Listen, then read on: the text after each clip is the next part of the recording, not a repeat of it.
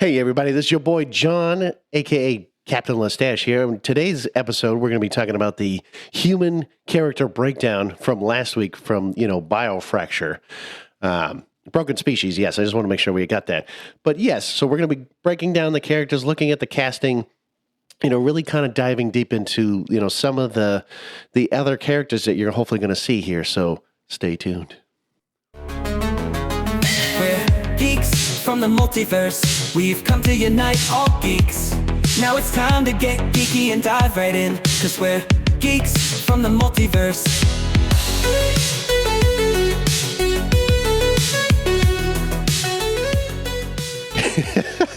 Hey, everybody, it's your boy John again. Hold on a second. I love how Matt's like, don't even do that shit to me. Don't even look at me right now. I can't even believe you just did that. I'm not going to explain it. It's not a big deal. But anyways, yes, it's your boy John, a.k.a. Captain Lestache here. And as always, I got next to me Mr. Grumpy Beard, a.k.a. Matt Boy. What's up, everybody? So yes, as we discussed already, we are going down the rabbit hole. No, it's not really a rabbit hole. I kid you not. It's not going to be as long as you think. Just literally the humanoid, let me rephrase it. Yes, we're not saying human character. We're going to say human-like or humanoid characters of these, basically of the show Broken. Wow, I'm already screwing it up. Broken Fracture. Biofracture. Oh, sorry. See, look, I'm already mixing it up. Okay, look. Yeah, it's a working title, okay? Biofracture. Yes, Biofracture. Yes, Broken Species. Look, it's still a working title, okay? It doesn't actually have to be that. But yes, you're right. Well, my bad. Biofracture, That's Broken what the Species. logo says. So okay, well, I know that's what AI said, okay? But anyways, yes, Biofracture, Broken Species, okay? So yes, we are going down the whole of basically all the humanoid characters and critiquing the way that AI was like, hey, these are the people we think that would be really good at, these particular roles and everything else in between. So, yes. So we've, last week we were really kind of diving into the overview or really the show idea, the concept of of Biofracture, Broken Species. I want to make sure I got that right because God forbid Matt's going to beat me up afterwards or something like that. So we were diving into that, we were making sure that, you guys had a kind of a concept or an idea of like really what the show is and, like why we would think it would work, all the nuances of the show and kind of make sure that, hopefully you guys can let us know if this show is even a good idea. Right. So, we're going down this list here, but, now this week we're going to be literally going through, just some of the characters. But I mean, next week is just going to be all about the alien characters and diving into their backstories a little bit more too. But the thing is, you can have a great story, even like a moderately like okay story. But if you don't have good characters, oh no, I agree. Your story is going to suck either way. You know what I mean? Like they got to be memorable. Yeah. They got to be worth the time to watch. And like, is there good character development? Is there, a good backstory? Is it, is there some sort of development? Like, like we're talking about how basically you're looking at some of these characters and they're basically a ragtag team of like losers and like just broken, tragic. Like there's just so many words you can put into it. They're basically at the bottom and they're trying to work their way back up and they're trying to get to a point where, they can be successful. They can be maybe that heroic, like, individuals and all that stuff. But like right now, this is just them trying to figure out how the hell are we going to get to that point, and this is where the ragtag, kind of comes into play. And we're just throwing them together and we're saying, hey, let's figure it out. We're going to do this as a team, so the humanoid characters, yes, that's where they're going to be a big part of, this show. We didn't really talk about that kind of last week a little bit, but, we'll dive in a little bit more this time. Yeah. So, the very first, this character, his name is Kaze, which is kind of like a, more of a nickname. ChatGPT gave me a name of Caspin Dezine. Dezine? I thought it said Denny. No, it's Dezine. Well, then Dessine. that is not what you wrote in here. I am literally looking at it, John. Dessine. You are in the wrong notes, my friend. Really? Because that would be... You are in the wrong notes, my friend. Well, I'm just letting you know what you wrote in there, pal. If you click on the one that says notes and not casting. Well, I am just saying, but you wrote it differently. You are in the wrong notes. Well, maybe you should learn how to spell check. Maybe you are in the wrong notes. And maybe we should keep going, Matt. Hey, I am just reading the notes. Fine. Anyways, so who is it going to be played by, Matt? So, as I was saying, Kays, who is, like I said, the main character, I'm going to save that for the end of all this. Oh, so you're gonna wait? I'm going to wait. I'm gonna wait. Okay, to do the portrayed by, because I think now, are you doing this for every character? Maybe. I don't know. I don't know yet. Fine. I don't know yet. Go for it. I don't know yet. I kind of like to maybe define the characters first, and then maybe do that at the end. Okay, fine. Yeah, do what you want. I don't know. So his role in the whole thing is he's kind of like the reluctant hero. I don't really know freedom fighter. I think ChatGPT put that in there. I think more reluctant hero turned freedom fighter would be more I think the more accurate saying. But you know, a little bit of his background. So he's kind of a scrapper. I guess if you take like Rey from the Star Wars movie, like when she was first seen, like she's kind of like a scrapper. Yeah. So something similar to that. Like he's just kind of like a scrapper, a junker. Much like Zip, they live on the same planet. They're best friends. But unlike his friend Zip, he never really cares for it. It's not something like he's really connected to doing. He just lacks motivation to really do much of anything, to finish anything. He's a slacker. He kind of just floats through life until he's drawn into this greater conflict or this war by just sheer dumb luck of being in the wrong place at the wrong time. Yep. Sounds like a great time right there. Dumb luck, just is what it is, and just going right ahead and full force. And I think that's kind of his luck throughout the entire show is he just kind of has this. I feel like a presence almost, or like a conflict after conflict after conflict, and he's somehow always just right there finds himself right there, always in the middle of it, and he just, it's kind of always one of those like, why am I always just in the middle of these things? Like, why can't I just be like somewhere in space being left alone, where nothing's happening? Well, I mean, then I would say the story is just going to be boring as hell at that point. But right, but that's kind of like his motivation. Like and this is where the show would really, delve into, maybe why he's like this. True. But this is like when we first meet him. Like this is just how he's just kind of like he just floats through life. Like right now, he's a scrapper and a junker. If this didn't work out, maybe he would move to do something else. But he just kind of moves to different things and he's trying to find something that's gonna motivate him, but just nothing, Yeah. Go for it. No, I was just going to say that, a guy like this is always it's like it's like that hidden gem, or like that uncut raw potential that, you're looking at a guy who's like, oh, I'm just going to, skate by through life. I mean, I'm here, I'm doing my thing. And I'm just kind of, like you said, like that here and now, like it just kind of like happens to him at that moment. And then, hopefully like for him, it'd be like, he might be a slacker. He doesn't really care as much. He just kind of does whatever.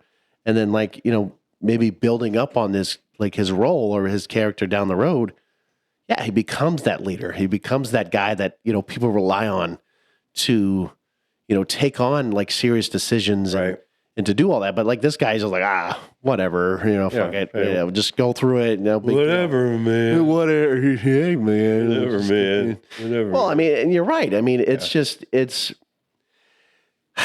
because, I mean, right here. So we haven't talked about personality, right? Yeah. No, not yet. Yeah, Okay. not yet. I was going to go there, but. Oh, okay. Sorry. You know, go for it then. So yeah, part of his personality, he would be, you know, somebody who is witty, but you know, he has that like slacker, lazy type mindset that does drive him.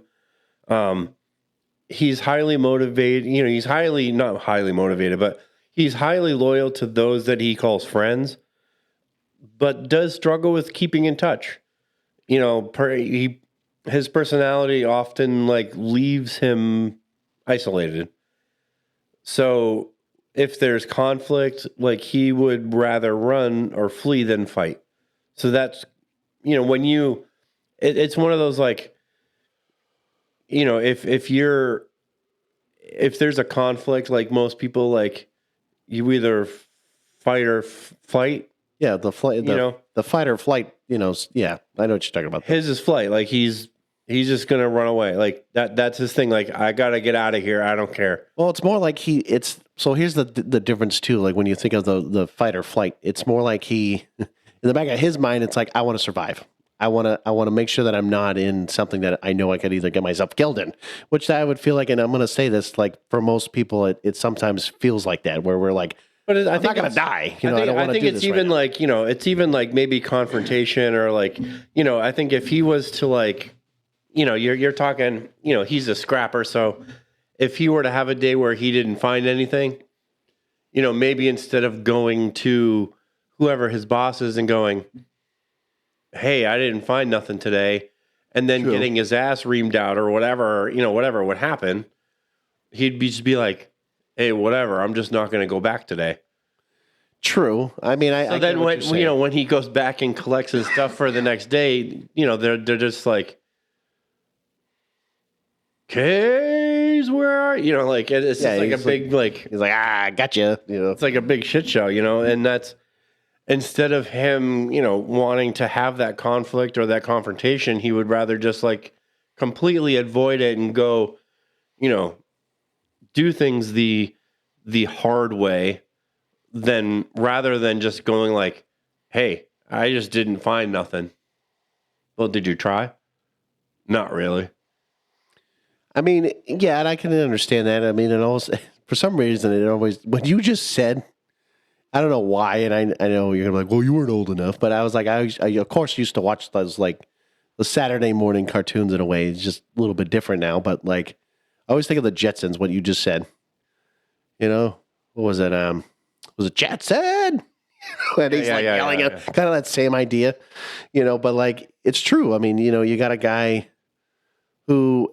And I guess what I'm saying is too is that maybe you're right in the sense of saying that, you know, he wants to flee from like confrontation and like conflict in that sense, but you know, maybe you know what, maybe we can switch it up here. Maybe instead of like that's what he doesn't want to do, you know, maybe when it comes down to like, you know, let's say if like a friend's in trouble, you know, if like he calls him like a friend and, you know, he's like in a fight or something, like he might step up and say, hey, you know, leave my buddy alone. And, you know, I mean, who knows? I mean, that, well, and I think, that is a, you know, that is a theme after the invasion happens because, you know, within the show that is what actually happens after he does meet Grit, because that was one of the things that ChatGPT actually had given me. Oh, really? Because, I mean, the one thing is like Grit wants to leave to make sure that, you know, both him and Kays can, one, survive. True. And two, that he can help Grit find the rest of the Skrill. Okay. But the one thing that Kays didn't want to do was leave the planet without Zip. Because they were friends. Gotcha. So that was kind of like one of the things, like, you know, it was like you're either coming or I'm leaving you here and I'm going anyways. So it was like, well, let's go, you know. But I think that that's where, first wanting to be left alone and wanting to avoid the conflict or the confrontation, when he does, mistakenly be introduced to this character Grit, which is one of the Skrill. Yep. He's Grit is the complete opposite, right? Like the personality wise, he's the complete opposite. Grit is completely motivated. He's much more, I guess you could say, more drill sergeant-esque when it comes to, this is what we need to do. Like, you need to get your ass up and get moving. Like, who would be just very, very tough and very hard. Like, who would be the perfect voice for that? Even though I know he's not alive anymore, R. Lee Hermie. You know who I'm talking about? I know who you're talking about. I think it'd be a great fucking voice. I don't know if I would want the straight up drill sergeant. I just no. I mean, I know what you're saying, but I feel like that would be just somebody who has that gritty enough voice where that could just be like, get off your ass and let's move. Like, come on, like we gotta go, and just having that voice where he's like, nah, I'm running fucking that way, and it almost sounds like you need somebody that, especially with Grit, you need to have a. Kind of like an old, I say it like this, like an older man voice. You know what I'm saying? But like a really Grit. So I don't know why, but I'm thinking of oh, damn it. I'm trying to remember his name. It's it's one of the, I can't remember his name, and it pisses me off, but it's the guy that he's known for his mustache, but I'm trying to remember it. It's usually very, very thick. It's not, Tom Selleck, but it's another dude. It's not the diabetes guy, is it? No. Diabetes. No, it's not him. He's the one. You ever watch The Ranch? No. Well, okay. What about Daredevil? Not Daredevil. Ghost Rider, like with Nicolas Cage and all. Yeah, that. I know who you're talking about. I just can't think of his name right now. But that's I know kind of like that, but maybe a little bit more deeper, or something like that. Yeah, but I think you have the two opposites right here, and when he meets him, it's not like he's hearing a physical voice. Now you're hearing he has a voice that's in his head now. Well, true, yes. Which is where is this voice coming from? And then realizing there's a thing. Well, yes, because that's the only way it's going to be talking to him at that point. But yeah. And that's where the show, obviously you would be portraying this thing that's inside the cartridge that's talking to him. This is where the show would have to show. Well, right. And this is where the creative minds kind of come into play here. But yeah. But that's where, the two different personalities would have to, he kind of has to set himself aside and be fine, if we are going to survive and we need to get out of here, I will listen to you. The one thing that I think Grit has that Kays doesn't is that Kays hasn't ever been off planet, where maybe Grit has. I don't know. So this is kind of where, being somebody who's not really motivated, hasn't really done a whole lot with his life. I think he is just that reluctant hero. So moving on to Zipper, do you want to do who was portrayed by? Well, I mean, I feel like we should, because if we're taking the time for each character, I think then we should just talk about who AI picked out real quick. All right. So the person that AI had picked, I mean, obviously there were several. And I had to narrow down between who, ChatGPT had given me. And so narrowing down the choices using ChatGPT, the choice was Joseph Quinn. Now, I had no idea who this guy was, because we're talking, this guy has actually only been around, well, I guess, let me put it this way. British-wise, he's been around quite a while. American television and movies and things, I would say he's just now becoming into the limelight in some ways. I guess if that. Well, I mean, have you watched Stranger Things? No, I personally have not watched it. I mean, granted, you're right, but that was what I'm saying. Like, unless you watch that and like some of the other movies that I've, that he's now been in, like Quiet Place, Day One, Gladiator 2 that just came out, The Fantastic Four, which hasn't even been released yet, which he's a part of that now too. Again, these are all movies that are just coming out, basically. Yeah, and I do get it. I mean, prior to Stranger Things, I mean, yeah, it was mainly British, like, TV shows or movies and stage work. But Stranger Things does have like 3 seasons, which 4 actually. Yeah, so, which this was the last season he was on, technically. The season 5 is coming out pretty soon, but I mean, there's like 4 years of Stranger Things. I mean, I don't think he was in all. I think he was just in the last season, but I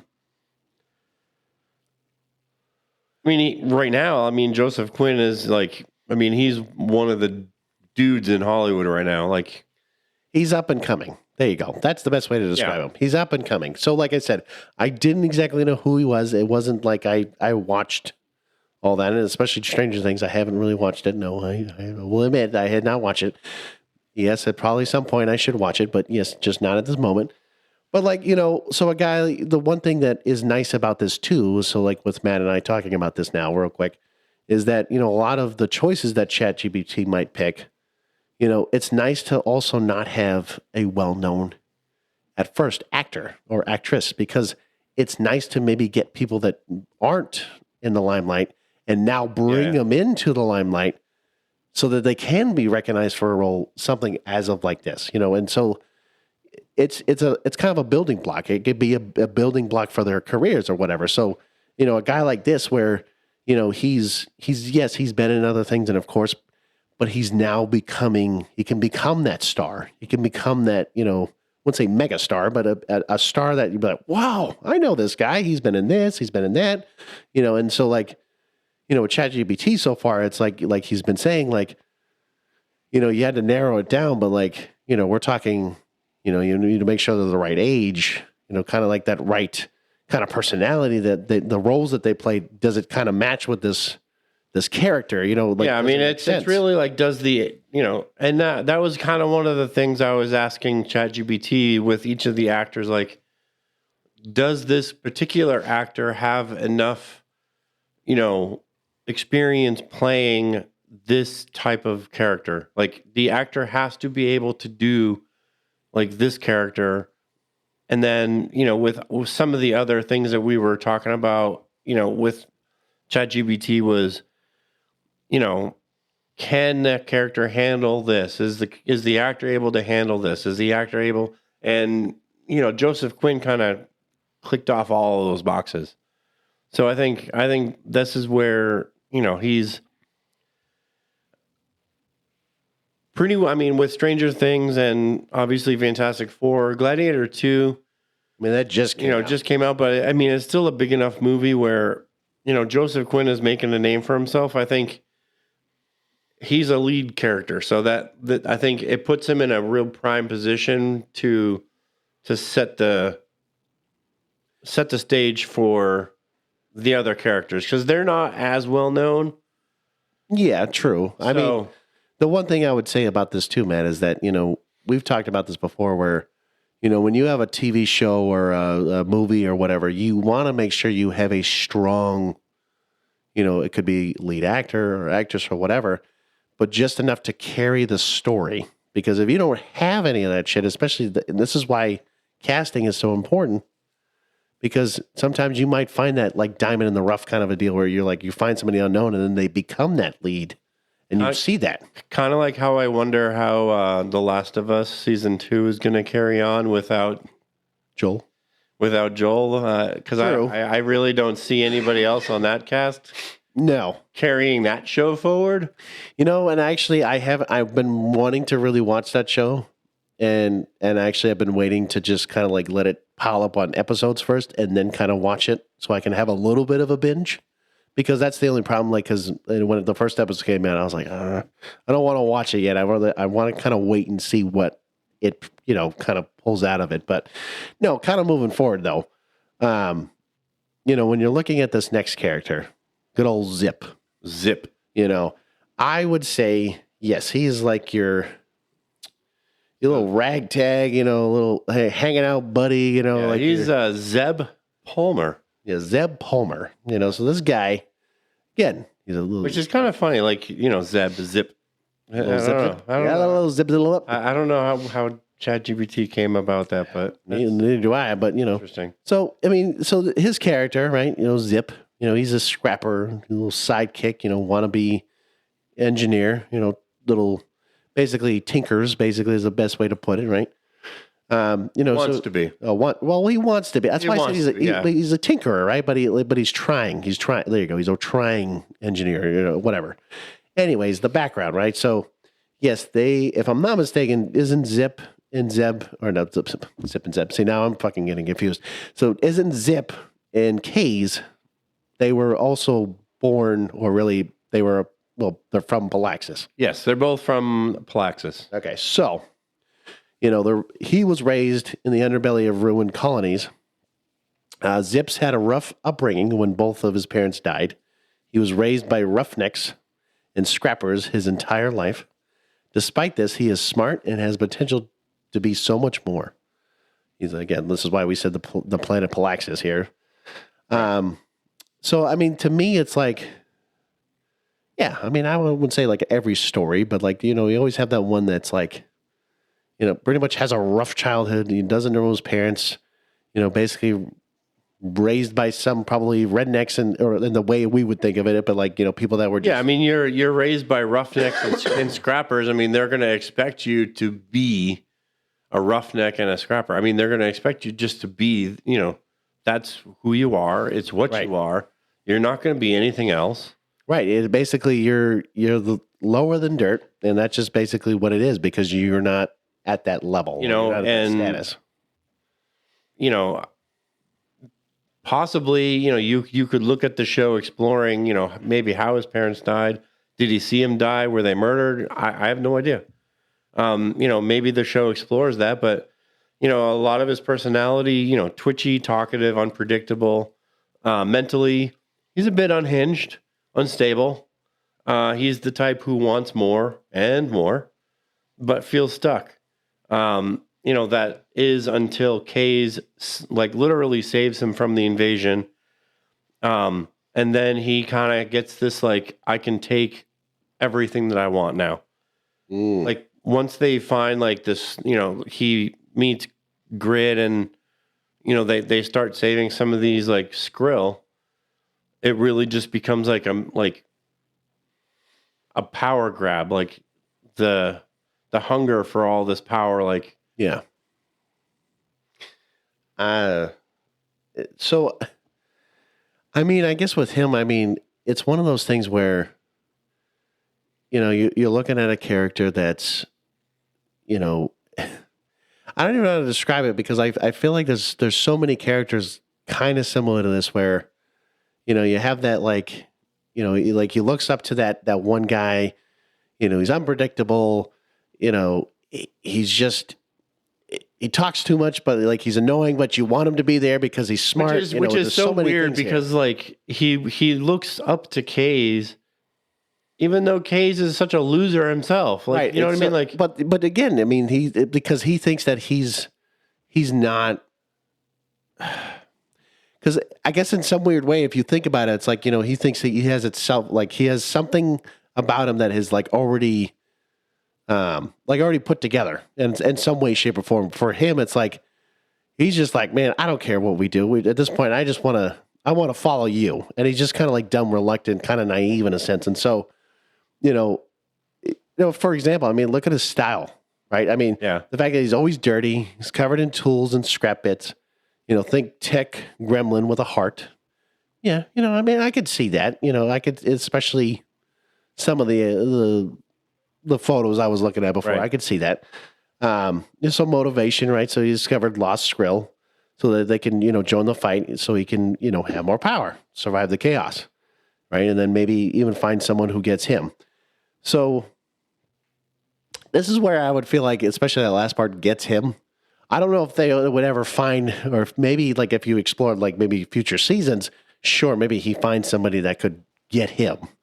But it wouldn't be. I mean, one of the interesting things that ChatGPT gave me was one of the Skrill that they do rescue. I believe it's Juno. Okay, is the Skrill's name, and she has more of this like motherly kind of voice, but like she's tough in that mother sense. yeah, Not like, oh, hello, dear. Not like that kind of like weird, like, hello, dearie. Didn't realize Robin Williams came out there. Like most mothers, like when they were like, knock it off, just Yeah, cut the shit. Like, yeah, I know. Can be tough, but loving in the same like moment. yeah, within the same like they can just say like one sentence, and it's both like the toughest thing you've ever heard, but it's like I don't understand how that's also the most loving thing I've ever heard. I love you, goddammit. So stop being a shithead. But because he also saved that piece of rock, Yep. he's also able to hear them too. So he ends up like using Juno as like his main, that's like becomes like his kind of main weapon that he uses. Okay. Yep. And I think it's like the relationship that he forms with Juno becomes almost like that Symbiotic. that like thing. Like she kind of brings him back a lot of from being that like unpredictable, mentally unhinged side of him a little bit, where Kaze is just kind of like, I don't know how to help you.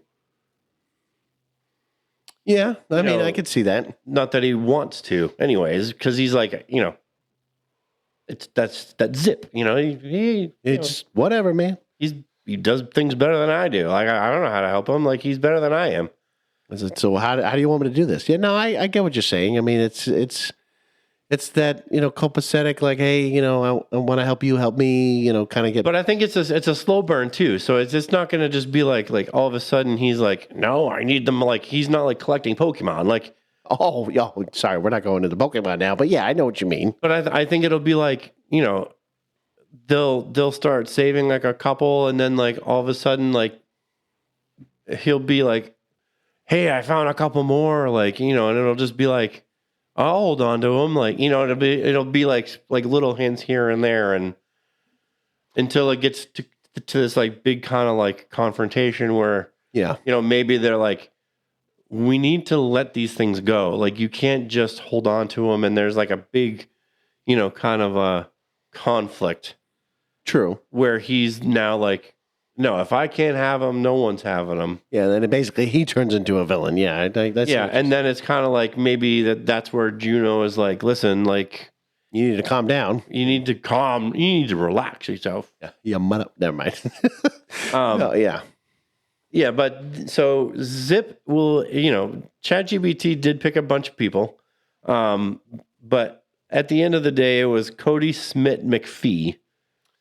See, again, I didn't know really much about him, but then like some of the movies, so like, so what now? X-Men movies, we're talking newer, not the newer older, ones. Not the early 2000s. We're talking like the later, like the First Class and all that stuff, right? Yes. Okay, so that other weird timeline. Basically. Okay. Because, the younger version of Nightcrawler is what it is. Yeah, because the older one, that's not him. Yes. And then Dawn of the Planet of the Apes. So that was should have been the second one, right? I think.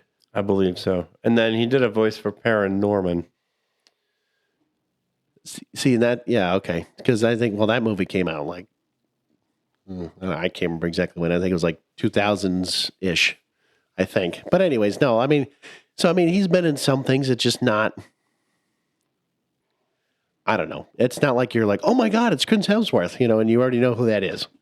right? Because he's already been in things like he's just been there in like certain things, right? Because you like you even explained like it wasn't in like a whole lot of films or really television shows, things like that. I mean, he's been in some things, but not a whole slew of things. Yeah, I mean, there's not a whole lot of things that. I mean, I've seen personally. I mean, he was in like the movie Elvis. I didn't see that. Well, I did see Elvis, but I don't remember. Oh, maybe. Oh, wait a minute. I think I know what that was. It was kind of a minor role. That's probably what it would be. But I mean, this could be a stepping stone for him too, possibly, especially being like a secondary. I mean, he's still a younger, he's still a younger kid. So no, I know he's got time. Don't worry. I'm not saying he's got time. He's got time. Like Morgan Freeman over there. So I'm gonna move on to Black Mane. She is a space pirate. Space pirate. Her real name is Jamie Carver, which is ChatGPT spelled it a weird way, and I kind of dig it because it's not like spelled Jamie like you would normally see it. It's Jaymie. Well, if you think about it, just get rid of the Y. That's how most people would think of Jamie, and then just put the actual Y in it. Right. That's all. I mean, I kind of dig that it's spelled kind of weird because it's, I mean, well, you just don't see it. Yeah, really, if you just think don't see it. So her role, she was an ex-military commander turned pirate, smuggler / vigilante. Got a lot of titles there. Her background was once a high-ranking military official who was betrayed by her own troops and left for dead. Now leads a lethal and fierce loyal crew after that betrayal. So her crew is basically like just a bunch of smugglers, pirates. They are on a planet called Valfar. Right. And the port that they particularly run their smuggling out of is Nimitz. ChatGPT and their I don't know. Locations are interesting for sure. Yeah, I don't know. So Port Nimitz on planet Valfar. Right. So her personality, she's calculated, fearless, morally gray. Interesting. So she is seductive when it suits her, but never soft. So for her being morally gray, basically as long as the situation benefits her and her crew, she's in. So basically, if the price is right, she's in.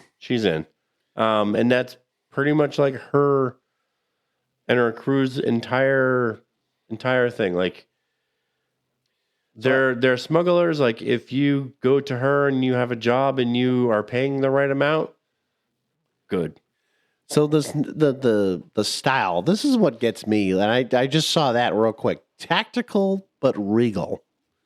I don't think I've ever heard of that personally. I've never heard of tactical but regal. So all I think of is like this, like very, if we're talking about like military, like military-esque. Well, you can look at the pictures. No, I know. Well, I didn't take a look at it yet, but anyways, what I was just saying is like, but regal, like being fancy at the same time, So, but doing that, and then but you said here, military meets myth. And then having that signature leather coat. So yes, I would have to go and check that out. It just looks like a leather coat to me, but I don't know. I don't know what's signature about it. But yeah, her motivation is revenge on those who wronged her and freedom from all empires, Braxolite or otherwise. So yeah, I mean, basically, like I said, she and her crew. Obviously the planet Valfar is one of those smuggling, crime type planets where if you are a criminal and you're, you need something to be smuggled or you are looking for something to smuggle. I don't know if I just said that twice or if I said it the right way, but you know what I mean? Yes. Planet Valfar is where you go. That is the planet that you go to. Port Nimitz is one of the ports that you can go to, but that is the planet that you go to if you are a smuggler or you need something smuggled or someone. And this is where when Kay's Zip and Grit First Leaf Palaxis, this is where they go. Because they think maybe somebody over here can help us do certain things. It's really Grit and Blackmane have a history. Oh. And they're hoping to get her help. Gotcha. So, we didn't mention motivation, right? No, we mentioned the whole thing. I was going to go who was portrayed, which I actually know who this is. And I think this is a pretty damn good. I think ChatGPT did a pretty decent job because I actually, I didn't spell that word right down there, but yeah, it's hey, whatever. So she is going to be portrayed by Eva Green. And if you don't know who Eva Green is, she was actually in a small movie called 300 Rise of an Empire. And she was on a TV show called Penny Dreadful. She did Dark Shadows, which was a Tim Burton film. Not the TV show. That was like 70s or something. Sin City, which had a sequel. She was in the sequel, not the main Sin City movie, but the sequel, which was A Dame to Kill For. And she was also in Miss Peregrine's Home for Peculiar Children. Well, I decided to look up a little bit more, but yeah, I mean, she's been in quite a few films. I mean, also, I think what I was looking at was, she technically was in a Bond movie. Yes. She was in Casino Royale with Daniel Craig at the time. Yes. But yes, anyways. So yes, she is clearly been in some movies. She's been in some pretty high profile movies, I guess if you want to call it like that. So I mean, but again, not that you know, I'm gonna say like she's a star, but she's not that like, oh my god, it's like Kevin Hart. Or I'm joking. I'm like, you know, like that popularity, you know, kind of like person. Yeah, she hasn't. I mean, Penny Dreadful, she was a main character on, but Penny Dreadful, it wasn't like a main. It wasn't Stranger Things. Let me put it that way. Right. 300, she wasn't the main villain. She was like the sidekick to the villain. You know what I mean? Like she was like Xerxes' sister or whatever. Like, she wasn't the main villain. But I think for her role here, you have somebody who's morally gray. She's kind of joining the crew under this like guise of like, she owes Grit, a debt. So it's like, okay, well, I'll join your crew and help you. But once we're done, like we're done. Like this is it. Like we're done. Like, but it's like, is she going to stay with the crew? Is she going to betray them? Well, I mean, right. It can go either way. Who knows? It can maybe everybody, maybe the crew as well comes along, or maybe they somehow they just go their separate ways, but then they somehow come back together again, and they have to find a common ground to like do a mission together or do whatever that it is, and maybe who knows? Maybe we explore that arc with Blackmane and the crew at some point too again, and then we kind of see what they're doing. So there's so many different ideas that you can play around with, especially with I mean, either way, like Blackmane and her crew, end up joining, Zip, Kays, and Grit for the TV show because it was it couldn't just be those those two characters with Grit doing what they're doing. Like they needed somebody who was kind of like an unwilling participant, but who knows space. Right. True. And that was like one of the things I was questioning ChatGPT. I was like, the two of these guys cannot fly through space. No. Grit is a let's face it, is a slug. He's a slug in a freaking cartridge. Ain't gonna do shit. He ain't flying a ship either. So it was like we have Blackmane and her crew, and this is where that whole story arc came from, was Black Maiden and her crew owe the script, like particularly like Grit, for a debt that, for a job, Right. sort of say that went bad. And that's why she's joining up with them, so that one, they have a whole separate ship, because the ship that they left Palaxis on was one of the Braxolite ones. Ah, okay. So they have like their own ship, which was the Marduk. That was the one that we mentioned in the last episode. Yes. So they are on the Marduk, and that's one of the Black Main ships that they're using. But that's like one of the main arcs that brings them Right. To get unlikely together. right. No, and like I said, And they're probably not going to get along right away, but no, that's what I'm saying. I mean, there's so many different avenues you can go, at least with this character and the crew in that sense. yeah. Now, we got this next character named Siren, who is also known as Zora Kellum. Kellum. Kellum. Not Killam, but Kellum. Kellum.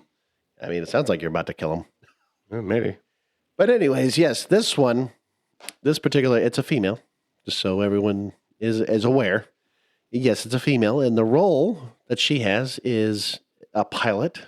She's an enforcer, as well as a femme fatale, or femme fatale, depending on which way you want to say it. Yes, so her background. She is street raised. Oh, kind of reminds me of Zeb, or Zip, whatever you want to call him. Street raised ex-courier who was forced to fight in brutal cage fights. Ooh, there you go. While others made bets on who would win. The ordeal made her a lethal fighter and left deep scars that she keeps hidden. She's also a part of Blackmane's crew. So it sounds like she's the one that's like her second in command for Blackmane. Could possibly be. It could be. Or it could- Possibly be. that's what I was thinking if that was the case. See, this is why it also kind of reminds me of Zeb a little bit. Because it says here, unpredictable, rough, maybe not so much like Zeb, but at least the unpredictable part here. Takes no crap, hides past pain under a veil of seduction and sarcasm. Flirtatious but lethal. Boy, oh boy, I wonder what she would sound like at the same time. I mean, because you gotta like them feisty, and then she might kill you afterwards, but depends on which way she wants to go. Probably. And then she's got sleek leathers, mirrored visor, always chewing on something or playing music mid dogfight. So it kind of reminds me of like, it's almost like the Guardians of the Galaxy a little bit, when Star-Lord's like just, putting on his music and just like, whatever. And he's just fighting along and do whatever. And she's like, oh yeah, no worries. We're going to get blown up here, but screw it. We're just going to throw on music or do whatever we're going to do here. That's just me. That's just how I would think of that. So her motivation though, right? So staying alive, staying free, and settle a very personal score with the Braxolites. That's a good question. The question is, what was, that thing that she's looking at that is she now needs to be Right. that, like I have to go after them. I mean, this is the whole premise of the show, is like every single one of these characters has something they're dealing with. Like, Well, yeah. they all have either a trauma or an emotional scar or something that is holding them back. Well, and granted, a lot of them are just now meeting the Braxolites, but it sounds like she has had some history. That's what I'm getting. Well, I think maybe they're aware. Maybe, but I feel like she, for some reason, it's like when it says right here, a very personal score. It sounds like there's a lot, but like she has a little bit more history behind that. Well, I think part of her group. I mean, you got to realize that they're smugglers. Well, yes, So I get that. They probably know a little bit more about space and what's going on out there. So I think I'm sure they probably had run-ins or whatever else. But I mean, or maybe I don't know, maybe her past before she joined the crew or something. Maybe there's all kinds of possibilities. very well there. be. I mean, You're talking a street raised somebody who is an ex courier.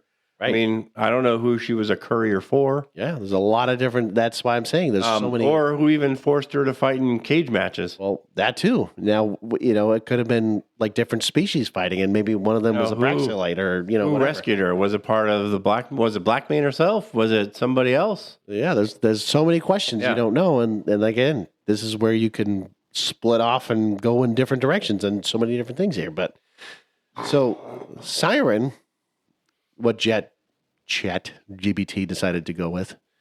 Granted, I know Matt chose the finale of the casting here, but so yes, the person is, I believe it's Aza Gonzalez. So I actually, unfortunately at this point, I didn't actually know where she was from at all, but looking at the some of the movies.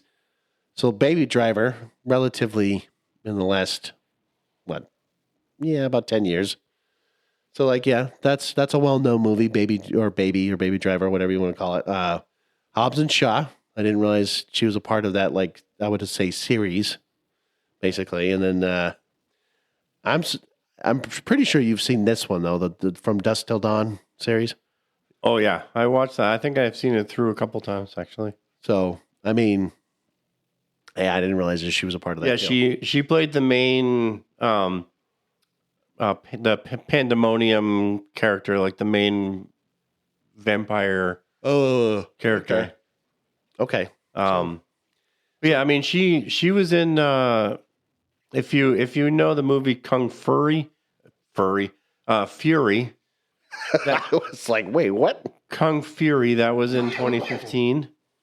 That was kind of like a comedy, like kung fu type movie. Actually, what I didn't know is that she's also apparently in Godzilla versus Kong. Yes. Had no idea. Yeah. Yep. Anyways. Mr. and Mrs. Smith, which I believe is like a net, like Amazon or something like that. It was one of those. Yeah. 2024. Yeah, I didn't know. I mean, that's relatively new, but yeah. So she's been in some things. A few things, yeah. I wouldn't say big movies per se, but enough to be like, yep, I got a resume. I've been in. No, but has enough of those acting chops to play this type of character, and that was where ChatGPT had picked, actresses that were, had that tough, femme fatale type. Well, apparently, because I looked this up, apparently she's famous for her role as Dolores, Lola Valente, in the Mexican musical telenovela Lola, Erase una vez. Something like that. I don't know. Point is she more for her Mexican telenovela debut is really what she's really known for. But anyways, I don't know the words you were just saying there, but whatever. Think of like Days of Our Lives, but in Mexico. Okay, that's the best way to put it. That does nothing for her casting in. Well, I'm just telling you what she was famous for. That was it. That's all I'm saying. Anyways, all right. So I'll move on to The Drunk, which is kind of my favorite casting, I think, in this whole thing. Well, this is the guy I actually know. Like, this is the guy I was like, oh, I do know this guy. So this is the Drunk, aka Ogden Ragnar. See, that's a weird fucking name. Like that is probably one of the weirdest names you can ever come up with, especially in like a TV show like this. I wish I came up with it, but I didn't. I know, but it's just weird. So this was, a character who is he's basically like the cruise enforcer, heavy weapons expert, ex-conscript, which to me tells me like he's kind of an ex-military guy. Was left for dead in a Braxolite ambush. Just always wants to fight. And that's depending on how drunk he is. Well, it sounds like the more he gets drunk, the more he wants to fight. In any given moment. Sometimes he may want to fight, but sometimes he probably just can't get up. Who knows? Well, again, if you're too drunk, you may not. Sometimes I think he wants to fight for something real, or sometimes he just wants to fight. I think other times he just doesn't know what's real anymore. And I think that's kind of where you get the tragic part of his character, like, and where you could really dive into why does he drink? You know, why does he want to fight? Why does he, you know, why does he think this certain way? If he's like, you know, often wants to know like what's real anymore, like that's kind of like a heavy thing. Like you're really questioning reality at that point. But if you know, you got to realize like they call him the drunk because he's always drinking. And well, yeah. I mean, I'm going to say this, Matt. Sounds like so far, he sounds kind of like you, just not the drunk part. Like that would be what I would describe. Oh, so when I say this, you're going to be like, yeah, pretty much right here. So personality, he's gruff. That's it. He's a mean bastard. Yeah, he can be fiercely protective of his crew. Zero patience for bullshit. Yeah, see, it sounds just like you, man. Oh yeah, I'm sure. Yeah. But that pretty much like describes him like just that in a T. Like he's just gruff. He's mean. Like he doesn't have, you know, like he feels like he just doesn't have time to put up with any bullshit. Like if you're talking words, like he just wants to shut your mouth. Like I think that's just it. Like we're either fighting or you're shutting up, and that's it. Or we're fighting. Yeah.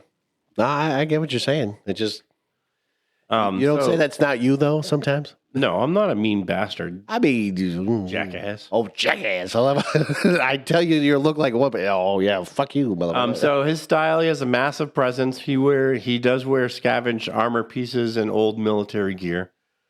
Be a good fit for sure. His motivation, you know, redemption, camaraderie. And punching Braxolites in their smug faces. Look at that. I love this guy already. He's going to be my favorite. Yeah, I mean, he's basically like, you know, if you had any drunk Russian character in an action film. Yeah, it kind of reminds me of another film that you probably will be mentioning very soon. But yes. Well, there is one that he was in. That's what I said. That's why I was saying the way you just said I don't know if I'm mentioning the same one, though. Well, we're going to find out in a second. Because it's not Black Widow or Thunderbolts that I'm mentioning. Fuck. Well, that was the one I was thinking of, Black Widow, But ChatGPT actually, and I think they got this 100%. Oh, I fully agree on this one. I think this is 100%. And this ChatGPT actually picked out David Harbour. Yeah, again, this guy, if you don't know who he is, you better look him up. But this guy is the only one on the list that I was like, wow, I actually know this guy. But yes, no, he was in Hellboy. This is 100% the right casting for this role. Yes, because what I was about to say earlier, and I forgot to tell you this, is like he what's weird is like he always plays that mean bastard kind of role. Like it was kind of like ironic when they chose him for this because, you know, when you said like the mean bastard, you know, like doesn't give a shit, zero patience. A lot of his roles, when you look at it, you're like, you know, that actually makes a lot of sense because even in technically, if I'm not mistaken, Stranger Things, like, I mean. Well, he does have a lot more. I mean, he does have a lot more emotion in that, but like, I think even in Black Widow and Thunderbolts, like he's a little bit more funnier. Well, yes, he's very funny and witty, but again, that mean bastard kind of like. Now, if you want to see him at his roughest. Oh, here we go. That would be Violent Night, where he plays Nikamund, or what is like Santa Claus, which is. So that was the one you were talking about when he was really drunk? Well, yeah, he's not really drunk, but he's basically like in the movie.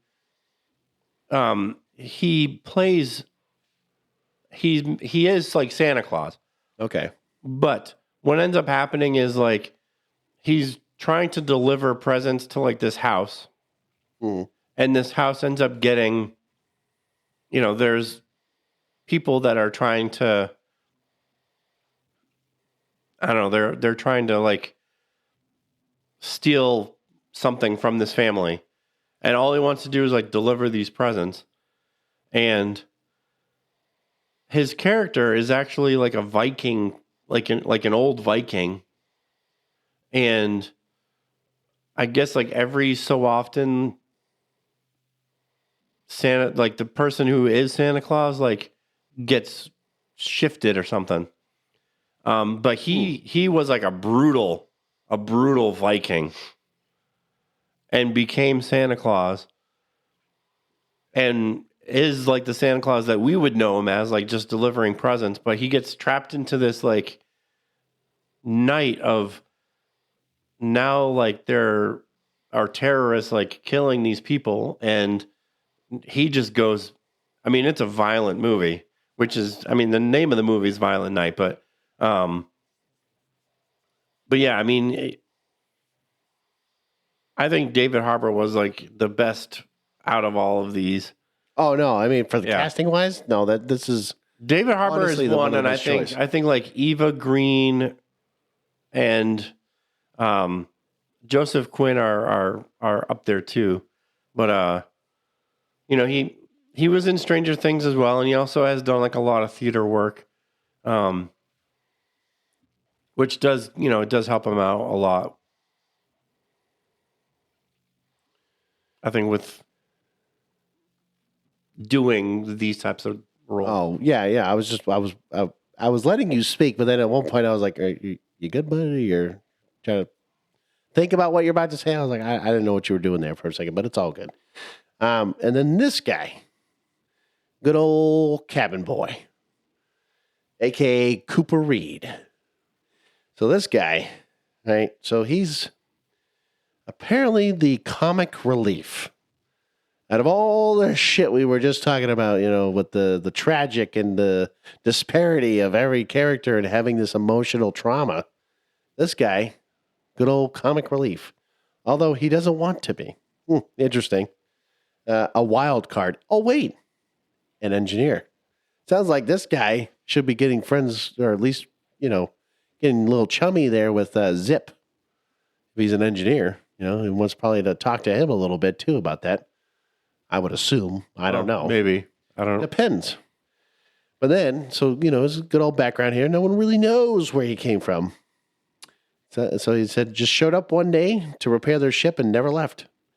As an ongoing joke, to him, it's not funny at all. Everyone calls him Cabin Boy. Question is why do they call him Cabin Boy? Just because he never left. They don't know. I mean, it's one of those things like, if you don't know who Caleb Landry Jones is, like he has a knack for playing. Now you just go ahead. Okay. He has a knack for playing like these weird kind of characters.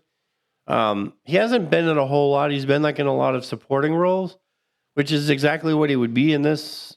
Yeah. You know, he'd be in a supporting role, but the big part of his personality for the character for you know, Cooper Reed or Cabin Boy is he's awkward, weirdly insightful, sometimes eerie, but he's always doing something like off kilter. So he's always kind of like that strange person, you know, and that's exactly why they call him Cabin Boy, is because, I mean, he serves like a vital function, and that's why they keep him around. But I mean, I guess it can be. I think he's just kind of like a bizarre, you know, character, and I think. Well, I was going to say, I mean, yeah, like it's stated, he's a wild card. You just don't know what to expect. You look at the rest of their crew. I mean, you have David Harbour's character, who's clearly like, don't mess with me. No bullshit. Like, I'm going to fight you. Yeah, but just don't kill my vibe. You have the Siren, who's like the same, like, instead of don't fight me, I just stabbed you in your face. Well, you slept. And then you have Black Mane, who's just the leader of everything. Right, and then Cabin Boy. And then you just have this like random cabin boy who's wearing mismatched clothes.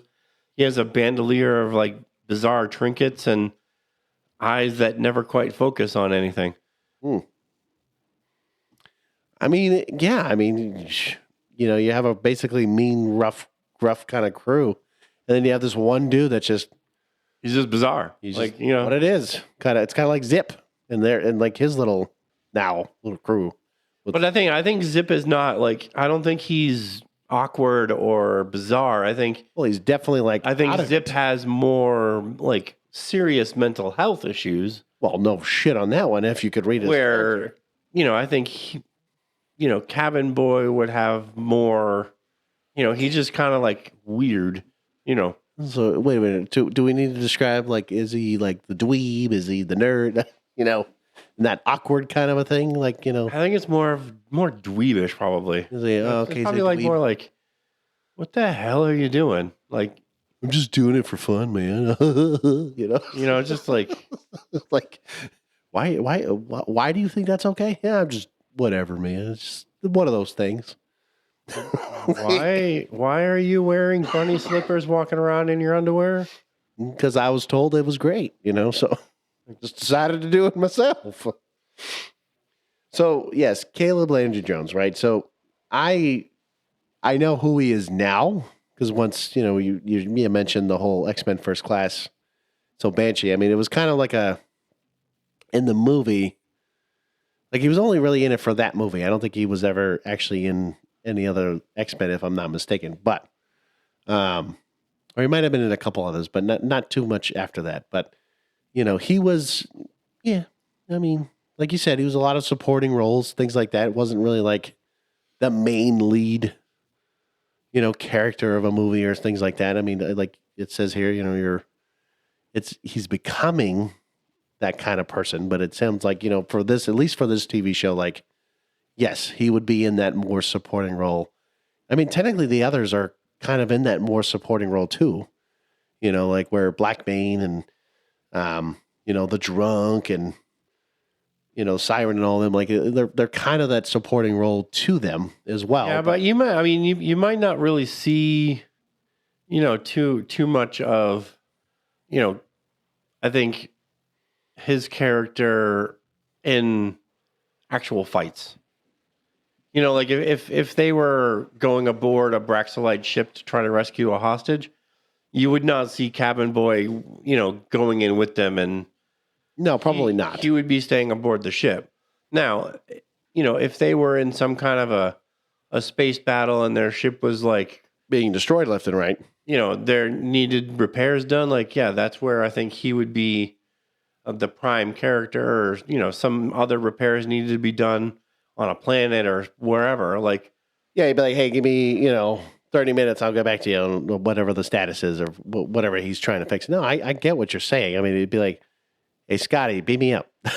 Like that kind of thing. No, it's kind of like, I mean, it's the same thing with like Star Trek. I mean, you didn't see Scotty every single episode. No, but I mean, you're right. I mean, same here where, yes, I mean, you're only going to see him when you need to see him, kind of a deal. And I get that. I feel like that could be that kind of character where, he is that behind the see, maybe you relate to Cabin Boy. Maybe that's what it is, because you like being the behind the scenes kind of guy most of the time, Why? Because I'm awkward, weird. I never said that. Now, hold on. Do you want to be Cabin Boy or do you want to be the drunk? Well, I'm not drunk all the time. No, I never said you were drunk. But I don't think that I'm awkward, weirdly insightful, and sometimes eerie. I don't know. Are you? I mean, I'm joking, man. I'm joking here. My wife might disagree, but well, I mean, that's on you and Danielle. But I'm not always doing something. Well, maybe not. I don't know. It sounds like you need to talk to your wife about this. I'm just saying. I don't know. Maybe. Yeah, who knows? But yes, so those are all the humanoid characters that we have for this week, and then of course next week we'll be talking more about like the Braxolites and the Skrill and the Skags and all that weird nuances of every alien species at this point. So we're this is just kind of giving you an idea about hopefully the main more characters of like the heroic, ish. I would say heroic-ish. It'd be more like I'd say right now is what? Like the anti-hero stage, in a sense, right? Not quite heroic, but like, you're still kind of meddling in between good and bad kind of a deal. For who? Well, it depends. Depends on which one you look at. Because like if you look at K's and... Well, I mean, Zip and stuff. I mean, it's K's and Zip. I mean, they would still be your heroes. I mean, they're flawed, yes. I mean, and that's where I think, yes, heroes can be flawed, but I think when you're looking at Black Maid and her crew, well, that's definitely an anti-hero. I mean, they are anti-heroes because I think the show, you'd have to portray them in ways where you really don't know which way that they go. True. And maybe there are some questionable things, like maybe they get to another planet they meet some smugglers or something. True. And they're like, hey, if you rescue more, we'll pay you good money for them. True. And then they start thinking like, maybe we should do that. Maybe we should start doing that. And then they start thinking like, after seeing like what they're going through and like the torture and the stuff that they're actually seeing, like, I don't know, like that's how you just have to see like how it's portrayed in the show. And that's where the character arcs and the deep diving into those you would have to do in the show to really dive into those. You know what I mean? To get the moments, right? Yeah, to get to those particular moments. But I do see them more as like anti-heroes, where they're not quite there, but I could see them getting there. Well, that's what I mean. I mean, like you have the elements of like you have your heroic individuals that they're getting to be there. They're not quite there yet, right? And then you got your the crew here that, yes, that is like, I would say a definite classic definition of an anti-hero. Whether or not you see them be, let's say, bad, making those bad decisions now, and then all of a sudden, okay, I guess I'll, go save this person, whatever, for whatever reason. And then like you see those like acts of like heroicism and in, kind of battling between that. And so like, yeah, like I said, it's, you get to see all that where, I mean, next week when we're talking about those aliens, it's like, yeah, basically besides the Skrill, like the other two, shoot, done. You're a villain. That's it. There ain't no coming back from that kind of. Oh yeah, no, when we get into like the Braxolites and the Slag, I mean, the descriptions for them, like they're pretty nasty characters. So and that's what I mean. You just kind of, you just got to have those main, nemesis, those individuals that drive you to basically be what these characters are supposed to be, those main kind of like protagonists. And then you have your antagonist and all this like back and forth crap. And now you're trying to like, okay, so, where does the story go from here? And so on and so forth. Anyways, we're babbling. I feel like we've been babbling for so long here. But anyways, we've been talking about the characters, like I said, about humans. Next week is going to be more the alien species, all that fun stuff. Again, you can always check us out on our website. If you don't know it by now, I don't know what to tell you. I mean, you just look up Geeks From The Multiverse. I mean, it's plain and simple. Guarantee you'll find the website. I guarantee it'll wow, look, it's right there. And everything is there, You just add a .com to our name. That's right. Just .com, boom, boom, and you'll be right there. And then again, everything's there. You got your merch, you got your, links to all the media platforms, all that fun stuff, everything else in between. And sharing it out, letting us know if this is even a great idea. That's hopefully a step, right? Because we don't know if even this concept is even worth our time. Because God forbid, if this is not worth our time, kind of. Well, we're going to keep doing it either way. So, well, I'm not saying we're not. I'm just saying like we still want to hear something. Oh yeah, we definitely want to hear something. But until the next time we meet. Stay geeky, 'cause we're geeks from the multiverse.